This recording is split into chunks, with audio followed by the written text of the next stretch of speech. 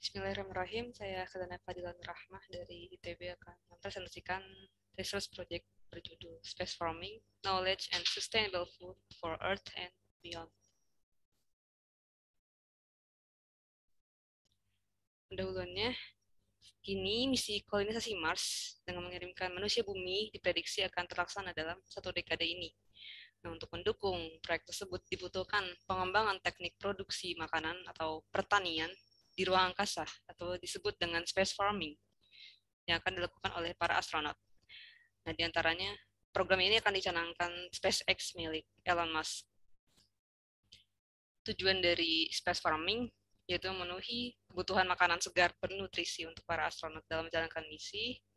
Kemudian kedua, mengurangi risiko kesehatan terkait dengan paparan radiasi, gaya berat mikro atau mikrogravitasi, kemudian tekanan psikologis ketika makanan dikirimkan.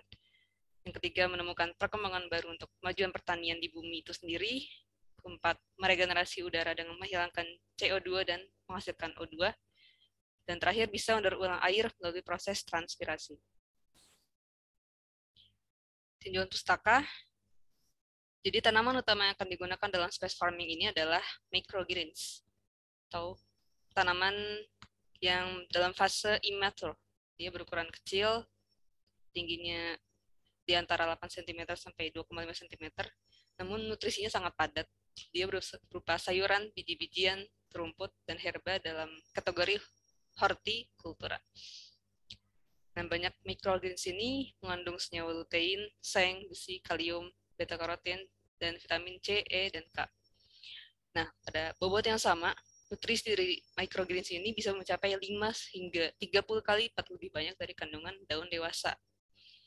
Kemudian konsentrasi antioksidannya 40 kali lipat lebih banyak menurut literatur dari Xiao et al. Tahun 2012.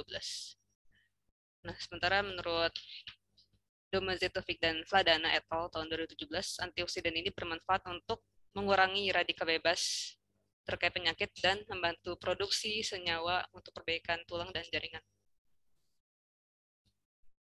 Nah, metode yang akan saya gunakan dalam space farming ini, jadi memang harus mengikuti misi luar angkasa. Dalam wahana antariksa itu kita membuat suatu modul pertanian dalam kondisi mikrogravitasi. Nah, pencahayaannya menggunakan lampu LED, sementara untuk pemberian unsur zatara dengan hidroponik. Salah satu tanaman yang berhasil dibudidayakan dengan metode ini adalah Mizuna mustard greens dari Jepang.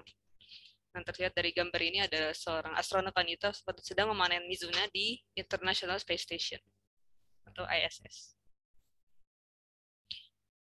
Apa manfaat dari space farming ini? Jadi seperti tadi itu, untuk efisiensi dari biaya, ruang penyimpanan, dan sumber daya yang diperlukan. Jadi daripada mengirimkan banyak-banyak makanan untuk disimpan dari bumi ke ruang angkasa yang terancam rusak, busuk, dan semacamnya, kita bisa langsung bercocok tanam saja di wahana antariksa tersebut. Nah, kemudian space farming ini menjadi komponen integral dari sistem pendukung kehidupan bioregeneratif di luar bumi pada masa yang akan datang. Berikutnya adalah referensi yang saya gunakan. Sekian dari saya. Mohon maaf apabila ada kekurangan. Terima kasih. Wassalamualaikum warahmatullahi wabarakatuh.